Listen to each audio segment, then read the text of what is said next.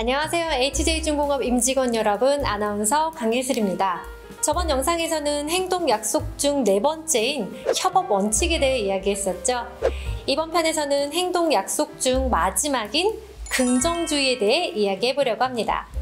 긍정 심리학의 창시자인 마틴 셀리그먼은 긍정적인 에너지가 가득한 조직을 만들고 싶다면 조직원들에게 기쁨, 사랑 등과 같은 긍정적인 정서를 충분히 느끼게 해주라고 조언했습니다.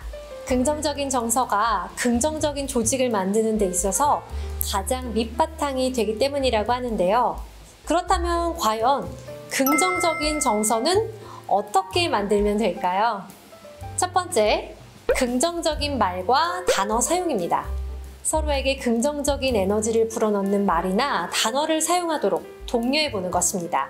말 하나로 조직 분위기는 일순간에 쌓여질 수도 있고 화기애애해질 수도 있습니다. 실제로 한 방송사에 말의 영향력에 대해 실험을 한 적이 있는데요. 두 개의 통에 각각 똑같은 양의 밥을 담고 그늘 아래 두었습니다.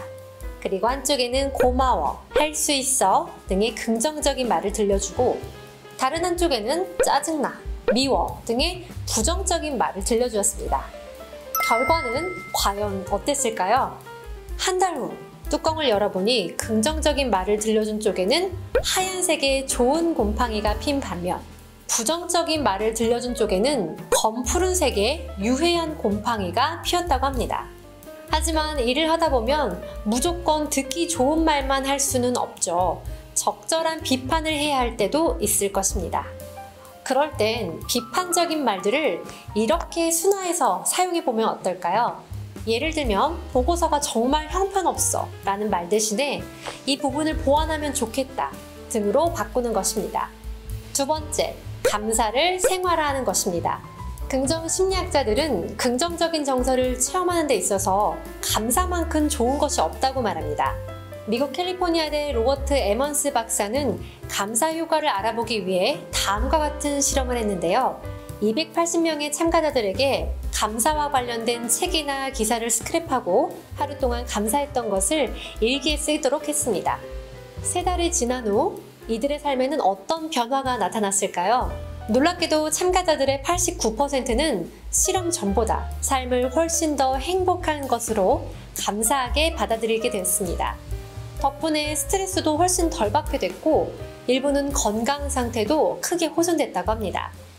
기업 조직론을 가르치는 듀툰 교수는 한 연구 결과 긍정성을 갖춘 사람은 그렇지 않은 사람보다 가능성의 영역이 크게 확장되는 것으로 나타났다며 이는 자신 안에 숨겨져 있던 에너지, 용기, 아이디어, 존중, 이해 등 귀중한 자원을 활용할 수 있기 때문이라고 말했습니다. 이 때문에 조직 내에 긍정적인 개인이 다수를 차지하는 조직 문화는 최고의 실적으로 이어진다고 합니다. 결론적으로 개인의 긍정적인 에너지는 곧 조직의 긍정적인 효과를 불러옵니다. 긍정의 힘은 참 대단하죠.